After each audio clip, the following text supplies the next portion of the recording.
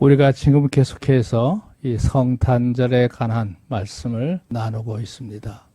지난주에는 메시아가 되시는 우리 예수님께서 이 세상에 오시게 되었던 그 배경에 대해서 말씀을 나누었고, 자, 오늘 이어서 이제 주님이 오시기 직전에 주님의 오심을 준비하는 자들이 있었거든요. 그냥 간념적으로 나누는 말씀으로만 받지 마시고, 이들의 얘기는 실생활 속에서 우리가 반드시 명심해야 될, 그대로 살아야 될 귀한 하나의 사례이기 때문에 중요합니다. 참고적으로 제가 12월 달도라 이 성탄 계절에 이 말씀과 같이 나가면서 카톡을 우리 교우들 단톡방에 올려왔는데요. 예, 그 설명서를 잘 읽어보시면 좋겠습니다. 예, 그 6줄씩 12줄을 메시아가 오시겠다는 가정을 간략하게 소개하고 있습니다. 자, 오늘 말씀의 제목은 성탄절을 준비하는 자들의 모습입니다. 뭐 여러 사람이 있지만 우선 예수님이 이 땅에 오시게 되었던 그 일에 아주 직접적인 당사자라고 말할 수 있습니다.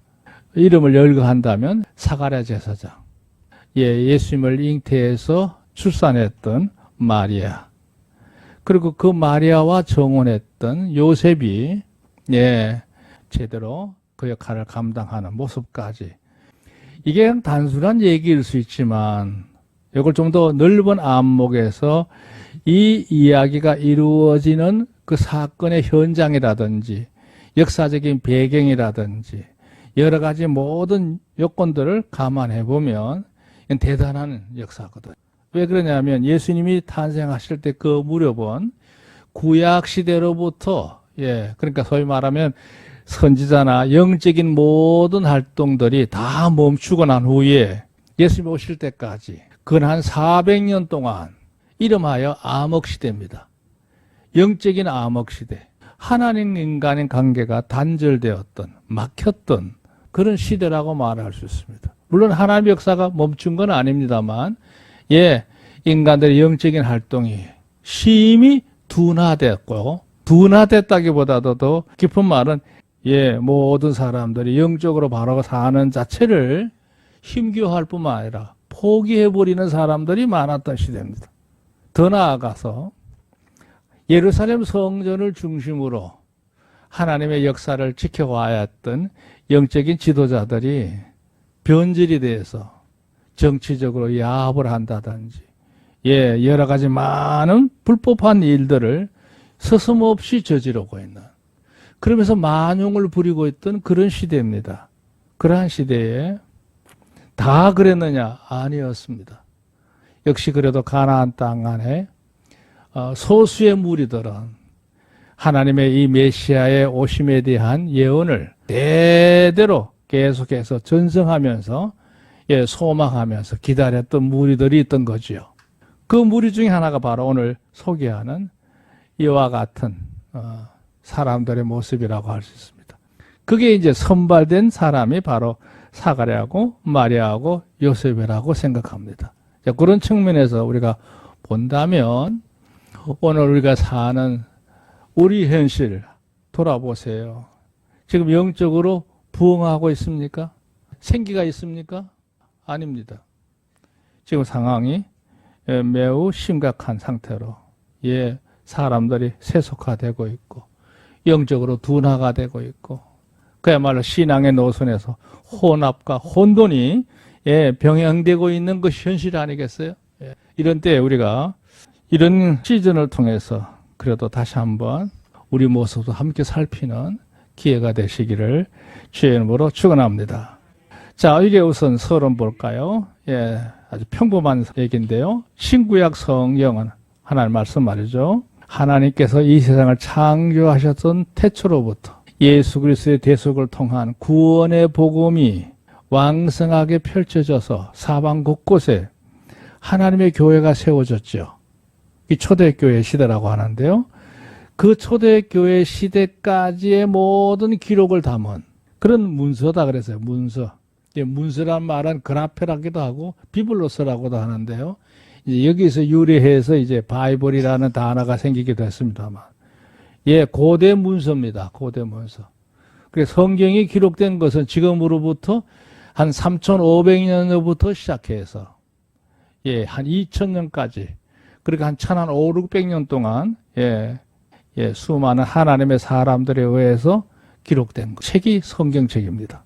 근데 이게요, 참 놀라운 것은 제가 성경을 늘 보면서 상고합니다만 성경 속에 있는 수많은 얘기들, 그냥 단순 사건이 아닙니다. 거기는 굉장히 중요한 의미들을 담고 있어요. 그게 뭐냐? 창조주 하나님께서 인간들을 향해서 선언하시는 내용들이 성경 속에 있고요.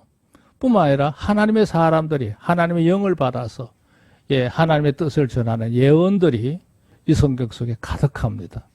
뿐만 아닙니다. 성도들에게 권면하고 교훈하는 권언들이 예, 가득한 것이죠. 그게 어떻게냐? 사안을 따라서 여러 가지 주제를 통해서 사례, 실질적으로는 사건들을 통해서 살이 일정한 언칙을 가지고 이 내용이 쭉 기록이 되어 있는데요. 여기 보면 또 하나 넣어놨어요. 면면이란 단어를 넣었죠. 어떤 모험을 쓰면 되는지 세세하게 또 아주 확실하게 기록되어 있는 것이 성경이다 이렇게 얘기했어요. 자, 거두절미하고 이 말의 의미는 뭐냐? 성경에 있는 수많은 예언만 하더라도 그냥 단순 예언으로 그친 건 하나도 없습니다. 우리가 그렇잖아요. 통계학적으로 말할 때 10개를 예언을 했는데 그중에 절반만 맞춰도 신통하다고 할 겁니다. 근데 하나님의 말씀 속에는 10개만 있는 게 아니죠. 수천 개의 말씀들이 선언되어 있고 예언되어 있고 또 그걸 건언하고 있거든요. 근데 그게 그냥 허공에 날아가는 선언이 아니고 예언이 아니고 실제로 그 모든 것이 이제 선언된 이후에 그대로 매듭이 되어지는 성취가 되는 일들이 예를 든다면 1000개라고 했을 때 그 1000개 중에 한 건이라도 어긋남이 있다면 물론 극한 신뢰는 보낼 수 있습니다만 하나님 말씀으로 온전하다고 말하기는 어려울 겁니다. 근데요, 이런 얘기를 하고 싶어요. 성경에 기록되어 있는 모든 예언들이나 선언들은 하나도 빠짐없이 주님 말씀에 입을 빌리면 1.1핵이라도 없어지지 아니하고 다 이루리라 그랬으니까요. 할렐루야. 그게 성경입니다. 제가 장황하게 설명했는데요. 저는 이 성경을 알고 난 이후부터 지금까지 벌써 제 나이로 따지면 상당한 세월이 됐잖아요. 어릴 때부터 저는 성경을 좋아했습니다. 그래서 늘 말씀을 듣고 묵상하고 하는 일을 참 좋아했습니다. 늘 점검하면서 이렇게 체크를 해보면 뭘 느끼느냐? 이게요, 틈이 없는 거예요. 그래서 제 마음속에 이건 하나님의 말씀이다.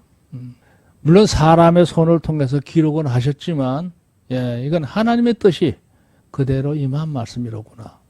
인본적으로 만들어진 거라면 10개 중에 5개, 2-3개 나머지는 다 묻혀지거나 사라질 수 있는 일이지만 하나님의 말씀은 그렇지 않다 이거예요.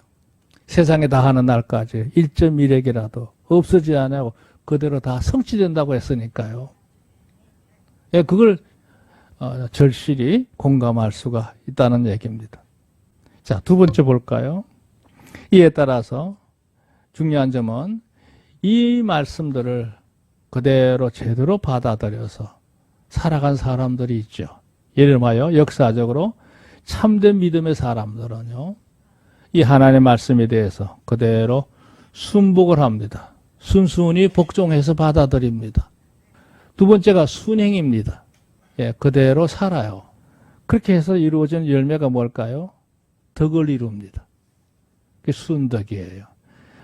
그대로 받아들여서 순행을 해서 덕을 이루는 사람들이 하나님의 사람들이죠. 그 하나님의 사람들이 누구냐 그러면 복잡하게 설명할 거 없어요. 하나님 말씀대로 살기를 힘쓰면서 하나님이 원하시는 귀한 모습으로 의를 이루는 사람이다. 이렇게 말할 수가 있는 거죠. 예수 그리스도께서 초림을 하셨을 때도 예가 아니었어요. 모든 사건의 면면을 보면 요 면이 보이는 겁니다. 하나님의 말씀을 그대로 받아들였구나. 그대로 살았구나. 결국 그렇게 됐구나 하는 결론을 내릴 수가 있는 거예요. 그러니까 초림 때 사건을 한번 보자는 얘기죠, 오늘. 그들은 저마다의 자리에서 각각 주어진 자리가 그 자리가 어떤 자리든가 뭐 비천하든지 뭐 어떤 자리든가 간에 그 암울한 시대 속에서도 흔들림 없이 초지일간 하나님을 바라보면서 그 말씀을 따라 산 사람들이 하나님의 사람들이거든요. 그러니까 이제 요거예요. 하나님의 약속된 계시도 그들은 알고 있었고 율법에 명시된 하나님의 공의에 대해서도 분명하게 그들은 이행하고 있었고요. 또 세상이 참 요란하게 복잡하게 혼돈스럽게 움직이는 것 같지만 무질서한 게 아니라 하나님의 일정한 섭리 가운데 이 모든 게 진행된다고 하는 주제의 역사에 대해서 이들은 이미 인지하고 있다는 얘기예요. 그렇기 때문에 세상이 사방에 어두워지고 어지러워도 그들은 길을 잃지 않는 겁니다. 어떤 자리에 있든지 그 의로움이 나타나는 사건이 바로 이 성탄절의 한 면이기도 합니다. 이 주제의 섭리에 대해서 신뢰했다는 말은 믿고 의지한다는 얘기고요. 신이라고 하는 말은 뭐냐면 얘 마음의 의리를 지키는 거예요. 내면적인 가치관으로도 그렇고 육체적으로도 그렇고 또 심적인 요소의 여러 가지 파동에서도 볼 때 일정하게 중심을 지키는 것, 정제를 지키는 것, 이거 다 신입니다. 그 길로 이루어지기를 바라면서 기다리면서 살아갔던 신망의 삶을 살았던 이들이 바로 성탄절에도 여김없이 드러나고 있죠. 오늘 그 사람들을 소개하려고 합니다. 자, 아까도 언급했던 것지만 첫째 우리가 사가랴를 하면 우리 생각하지 않을 수 사가랴. 사가랴는 레위 지파의 아론의 직계 후손인 제사장 지파입니다. 원래 그 아론의 아들들이 4명이 있었는데요. 두 아들은 하나님의 제단에 번제단에서 제물을 드릴 때에 참 조심을 해야 되는데 무슨 마음인지 이 두 아들은 경거망동하게 어디서 불을 갖고 와가지고 전부 번제물에다가 불을 지핀 거예요. 아마 이렇게 사람들 앞에 뭔가 자기의 권위를 나타내기엔 어떤 속임수를 쓰지 않았나 하는 생각이 들어요. 그 하나님께서 그 불이 그들을 삼켜서 번제 제대로 드리다가 두 아들이 죽었어요. 그러니까 그 자식이 없는 가운데 죽었는데 그 남은 두 아들이 이제 다시 제사장이 되면서 다윗왕 시대에 오면 세월이 오랜 동안 길어진지라 이 성소 일을 해야 되는 제사장이 너무 많아진 거예요. 엘르아사 후손이 18가문으로 늘어나고 이다말이라고 하는 아들의 직계가 8가장 늘어납니다. 그리고 그 밑에 또 자식들이 계속 태어나니까 아니 한꺼번에 24가정의 제사장이 성전에서 일할 수는 없단 말이죠. 다윗왕이 이제 그러지 말고 제비를 뽑아가지고 이 24바녀를 순번 뽑히는 대로 1년에 2번씩 그러니까 한 주일씩 가서 성전에서 사역을 하고 또 이제 후반기에 또 한 번 더 하고 이렇게 해서 1년에 2주간씩만 사역을 하고 돌아가면서 해라. 그래가지고 이제 제비를 뽑았는데 이 사가랴 제사장의 가문인 이 아비야 바늘이 8번째로 뽑힌 거예요. 8번째. 이런 내용들이 이제 과학적으로 나중에 예수님이 탄생하신 그 시기를 결정하는데 굉장히 중요한 역할을 합니다. 왜 그러냐면 이 성경의 기록만 있는 게 아니라 성전 일지에 제사장들의 사역했던 일지가 있을 거 아니겠어요. 그 일지를 비교해 보면 아비야 바늘이 이때 몇 년도에 사역을 했구나 하는 게 다 드러난단 말이죠. 그 역사적인 사실을 그대로 받아들여지는 거죠. 이제 아비야 바늘 사람들이 올라가서 성전 일을 할 때에 성소일을 전담해서 할 사람 뽑고 밖에 제단에 모든 재물을 관리하는 일에 하는 사람 또 뽑고 이렇게 해가지고 제비를 뽑는데 이 사가랴 제사장은 이때 성소 관리를 하는 책임자로 뽑히게 됩니다. 그래서 이제 그가 들어가서 성소와 지성소 사이에 이제 여러 가지 일들을 돌보게 되는데 이제 성소에 들어가서 등불도 밝히게 되고 향도 늘 사르게 되고 이런 모든 역할을 이제 사가랴 제사장이 하게 되는 거죠. 그러다 이 사가랴 제사장이 이제 여러분 잘 아시는 성소에 들어가서 향을 피우러 들어갔다가 향단 우편에 오른쪽에 한 사람이 서 있는 걸 보았습니다. 자기 외에는 아무도 들어올 수 없는 곳인데 거기에 서 있는 이를 보고 깜짝 놀라요. 나중에 보니까 그는 하나님 보내신 가브리엘 천사였습니다. 그래서 가브리엘 천사가 이제 현현을 하게 되면서 그 두 사이에 이루어진 대화가 아까 우리가 읽었던 본문에 앞서 쭉 내용 가운데 있음을 보게 됩니다. 그 유명한 얘기. 자, 중요한 점은 이 사가랴 제사장이 어떤 사람이냐는 것부터 우선 인정을 해야 되겠어요. 오늘 성경 여기 앞서 5절에 유대왕 헤로당 때에 아비야 반열에 제사장 하나가 있었는데 이름은 사가랴고 그 아내는 아론의 자손으로서 이름은 엘리사벳이라 그랬어요. 그러니까 이 사가랴 제사장은 역시 제사장 가문의 딸과 결혼했다는 얘기예요. 그러니까 그들의 순수한 정통성을 지키는 하나의 방편이라고 말할 수 있어요. 중요한 점은 6절입니다. 이 두 사람이 하나님 앞에 의인이었다 그랬어요. 사람 보기에도 그럴듯하게 산 게 아니라 하나님 보실 때 참 의인이었다는 점이 중요합니다. 제 말에 가시가 있으니까 잘 들으세요. 사람 보기에는 그럴듯해도 하나님 보실 때는 의인이 아닌 경우가 많죠. 사람한테는 별 모양 없어. 근데 하나님 보실 때 귀한 자들이 있을 수 있습니다. 사람들은 무시할지 몰라도 하나님 보실 때 의로운 자들이 있는 법입니다. 여러분 전자를 택하시겠어요? 후자를 택하시겠어요? 당연히 후자입니다. 이 사가랴 제사장 글쎄요. 공적인 관계에서는 별로 인기가 없었을 겁니다. 아마 눈에 가시였을지도 몰라요. 너무 고집센 사람으로만 인식이 됐을지도 모릅니다. 그런데 일반 사람들이 볼 때, 밖에 있는 사람들이 볼 때는 더 없는 하나님의 사람으로 보였을 것입니다. 왜요? 하나님 앞에 의인이었으니까요. 우리는요, 사람보다도 하나님 보시기에 의인이 되어야 될 줄로 믿습니다. 그의 부인 엘리사벳도 마찬가지였고요. 또 하나 나중에 이제 밝혀집니다만 이 두 사람은 정말 마음속에 절절히 품은 소원이 하나 있었습니다. 그렇게 의롭게 사는 이들 부부에게 한 가지 단점이 있다면 자식이 없었습니다. 왜냐하면 엘리사벳은 성녀였어요. 유대나라 말로 돌로 만든 계집이란 뜻이에요. 엘리사벳 자체가 임신이 안 되는 거예요. 근데 이제 사가랴 입장에서는 이 공고한 시대, 이 혼란한 시대에 누군가는 이 시대에 불을 밝히고 지켜야 되는데 그 사람이 극소수로 이제 줄어들 거 아니겠어요? 그 하다 못해 내 가문에서라도 이 불빛을 지켜야 되는 애절함이 아마 있었을 겁니다. 그 자식이 없으니 뭐 안 되죠. 그래서 그 자식을 놓고 기도합니다. 하나님, 내게 자식을 주옵소서.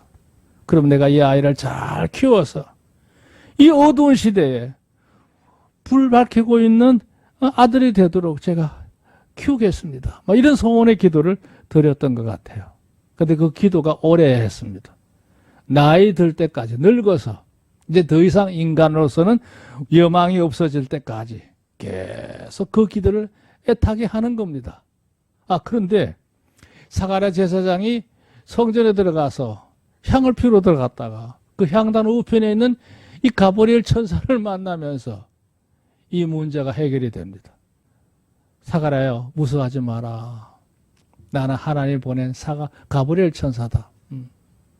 하나님께서 내게 말씀하시기를 너가 어렸던 그토록 염원하고 기도해왔던 그 기도 하나님이 들어주셨다. 너에게 아들이 있으리라. 할렐루야. 얼마나 좋겠습니까? 근데 그 아들은 앞으로 엘리야의 심정을 가진 자다. 더할 나위 없은 거죠. 그 바랬던 바예요. 엘리야와 같은 그 불타는 영성을 가지고 앞으로 하나님이 일할 사람으로 성장하게 될 거다. 그 외침에 수많은 사람들이 회개하고 돌아오게 될 거고 무엇보다 중요한 건 세 번째가 중요해요. 그게 뭐냐? 그를 통해서 하나님께서 이 땅에 이제 메시아를 보내실 텐데, 메시아가 오시기 전에 이 사실을 모든 사람에게 알리는 첩경자로 하나님이 쓰시게 될 거다. 할렐루야. 가브리엘 천사가 사가랴에게 쭉 설명합니다. 그리고 그가 태어나거든. 이름을 요한이라고 해라. 예. 그런데 이 사가랴 선자가 이 말을 듣고 제대로 마음에 너무 놀라운 일이니까, 인간적으로 불가능한 일이니까 믿음으로 받아들이지 못하는 바람에 벙어리가 돼버리고 말았어요. 이 아들이 태어날 때까지 말을 못한 겁니다. 놀라운 또 하나가 문제인데요. 당시에 사가랴 제사장은 산중마을에 살았다고 그랬어요. 산중마을. 무슨 얘기인지 아십니까? 이건 이제 역학적으로 얘기를 할 때, 당시에 이 제사장 가문들은요, 하나님의 법을 어기고 대부분 아마 예루살렘에 살았을 것입니다. 왜냐하면 나라가 주는 녹이 넉넉하고 또 자신들의 이치가 이치니만큼 이제 각각 이제 원래 뜻은 유대 고을로 가서 그곳에서 이제 백성들을 이렇게 선도하면서 자기가 임무가 돌아올 때까지 해야 될 제사장 역할이 있을 텐데, 그거 다 그만두고 편안하게 여생을 보내기 위해서 아마 예루살렘 도시문에다가 저택을 만들어 놓고 거기서 편안하게 유유자적 살다가 자기 차례 돌아오면 이제 성전에 가서 일하는 아주 당당한 몫을 챙기려고 혈안이 됐을지도 모릅니다. 그런데 사가랴 제사장은요, 유다 산중에 있는 마을로 가서 살았다는 거예요. 그러니까 임무 마치고 예루살렘 떠나서 산중 마을로 간 겁니다. 그러니까 정말로 여러 가지 어려운 현실 속에 사는 그들 속에 들어가서 하나님의 제사장으로서 묵묵히 자기의 성력을 다했다는 걸 의미해요. 그야말로 청빈한 삶이고 본래 제대로의 본분을 다했던 의로운 제사장이란 뜻이죠. 말은 이렇게 합니다만 저도 목사 입장에서 참 이런 말을 들을 때 마음이 뭉클해지기도 합니다. 야, 이거 쉬운 일이 아닌데 인간적인 일락보다는 하나님의 의로움을 쫓아서 일했던 제사장이 바로 사가랴 제사장이었다는 점이 놀랍습니다. 자, 두 번째 얘기가 바로 이 얘기입니다. 이 사가랴 제사장의 아내 엘리사벳이 임신하고 6개월쯤 되었을 때 가브리엘 천사는 나사렛 동네에 이제 나타납니다. 현현합니다. 이제 전하는 내용이 바로 유명한 수태고지입니다. 그 얘기가 바로 아까 읽었던 우리 내용의 말씀이 바로 26절 이후부터 나오는 이 모든 말씀이에요. 예, 그랬죠. 여섯째 달에 뭐가요? 엘리사벳이 요한을 임신한 지 6개월이 되었을 때 천사 가브리엘이 나사렛 동네에 이르러서 이 요셉과 정혼했던 처녀, 순결한 처녀였어요. 정혼이라는 말은 뭐냐면 유대 사회가 워낙 불안정한 사회이기 때문에 이제 자식들이 태어나면 일찌감치 이제 짝을 지어줍니다. 부모끼리 자네 딸하고 우리 아들하고 나중에 혼인을 맺게 하세. 약속이 되는 거예요. 이거는 소위 말하면 이미 결혼이 약정되어 있는 상태를 말할 때 정혼한다 그래요. 그러다가 이제 혼인할 수 있는 성년이 되면 신랑을 맞이하는 혼인잔치가 벌어지죠. 그러니까 아직 이 마리아는 신랑과 함께 살 수 있는 혼인관계는 아니고요. 처녀였죠. 그러니까 이 마리아는 이제 정결하게 자신의 삶을 늘 지키면서 그 날이 되기를 기다려야 되는 겁니다. 그런데 천사가 나타나서 내게 은혜가 있을지어다. 이 무슨 말인가 말이죠. 그래가지고 이제 마리아가 놀라서 어찌 이런 말씀을 이런 인사를 저에게 하십니까? 그랬더니 이제 이게 30절이죠. 천사가 말하기를 마리아야 무서워 말라. 내가 하나님께 은혜를 얻었느니라. 여기 은혜를 얻었다는 의미의 표현은 뭐냐면 하나님이 너에게 특별한 일을 하시려고 한다. 이런다 얘기해요. 특별한 일. 그게 뭐냐? 보라 내가 임신을 해서 아들을 낳을 것이다. 그 아들이 태어나거든 예수라고 이름을 붙여라 그랬어요. 저는 큰 자가 되고 지극히 높으신 하나님의 아들이라 불리워질 것이고 하나님께서 그 조상 다윗의 일을 다윗이 가졌던 그 왕권을 그에게 주실 것이다. 영원히 야곱의 집에 양도로 다시고 그 나라가 무궁하리라. 이 거창한 영문도 모르는 큰 얘기를 한 겁니다. 그러니까 이제 마리아가 이제 의아심을 가질 거 아니겠어요? 아니 그게 무슨 말씀입니까? 나는 지금까지 남자를 가까이 한 일이 없는데 어떻게 내가 임신을 하고 그런 일이 일어날 수 있겠습니까? 당시에 마리아는 굉장히 비천한 여인이었어요. 나사렛이란 동네 자체가 떠내기 동네입니다. 오만 사람들이 다 뒤섞여서 함께 어우러 사는 그런 산동네에 있는 나마을이거든요. 이즈라엘 평원 맞은편에 있는 언덕에 이 나사렛 동네가 있는데요. 옛날에는 거기는 떠내기들이 살았던 동네라고 그래요. 이 자연이 비천하게 살 수밖에 없는 그 여인인데 그에게 그와 같은 일이 일어난다니. 자신이 왕족도 아니고 말이죠. 그랬더니 이제 잘 믿지 못하게 되니까 천사가 이렇게 얘기하죠. 그거 놀랄 거 없다. 그 불가능한 일이 아니다. 너의 친척인 엘리사벳. 그도 이미 수태하지 못한다는 네가 이미 6달이 되었느니라. 따라합시다. 되죠? 하나님의 모든 말씀은 능치 못하심이 없느니라. 할렐루야.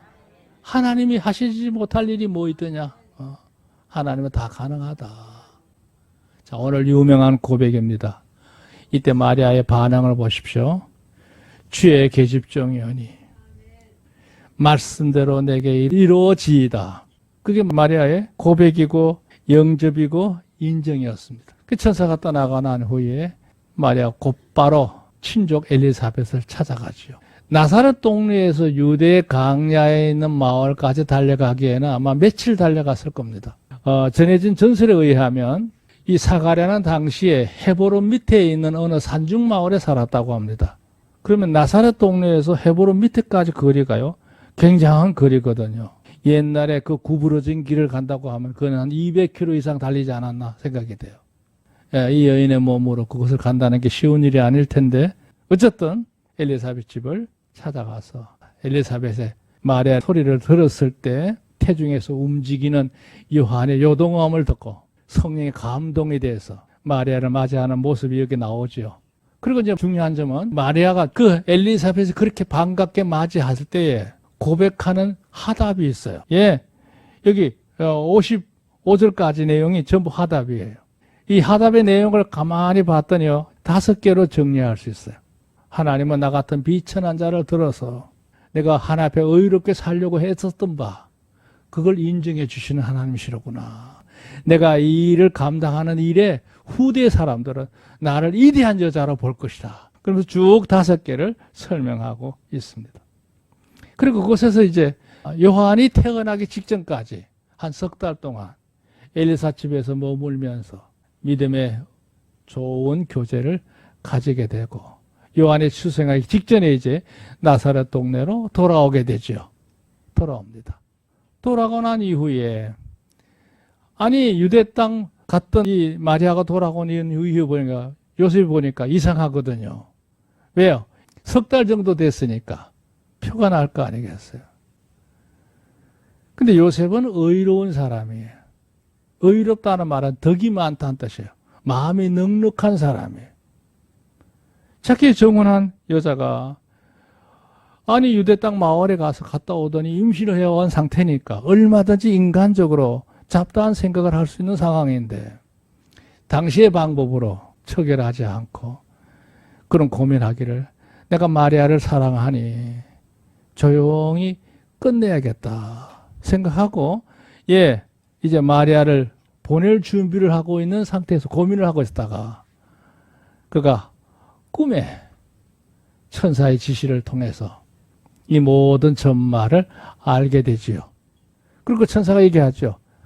태어날 그는 사람의 아들이 아니라 하나님께서 이미 옛적에 선언하셨던 그대로 그 역사가 지금 마리아에게 일어나는 일이다. 그 이름을 예수로 하라. 그는 자기 백성을 죄에서 구원할 자다. 이러면서 쭉 설명을 해요. 놀라운 점. 그랬을 때 이 요셉은요, 그걸 그대로 감사함으로 받아들여서, 예, 임신해오는 그를 내버려 두면 문제가 생기잖아요. 그래서 자신의 집으로 마리아 얼른 데려와서 그 예수님을 출산할 때까지 옆에서 지극히 도와주는 의로운 남자가 바로 요셉입니다. 그 내용을 제가 일일이 다 설명할 수 없지만 이렇게 해서 성탄절은 진실로 하나님께 믿음으로 예비된 자들에 의해서 성탄절이 준비되고 있었던 거예요. 제가 오늘 왜 이렇게 장황하게 설명하느냐, 이유는 하나입니다. 이건 초림 때의 문제고, 장차 우리는 이제 예수님 재림하실 때 어떤 모습으로 주님을 맞이해야 되느냐 그랬을 때 바로 여기에요. 사가랴처럼, 마리아처럼, 요셉처럼 그런 삶을 살아가면서 주님을 맞이하는 자로서 재림을 준비해야 될 줄로 믿습니다. 우리가 주변을 탓하지 말고 이런저런 핑계대지 말고 하나님 앞에서 믿음을 가진 자답게 제대로 하나님 앞에 고백하면서 순복하는 인생 뿐만 아니라 하나님의 백성으로서 귀한 덕을 남길 수 있는 성도로서 승리하는 우리 성도가 되시기를 주님으로 축복합니다. 이 역사가 올해 성탄절을 맞이하는 우리 교우들에게 삶 속에 임할 줄로 믿습니다.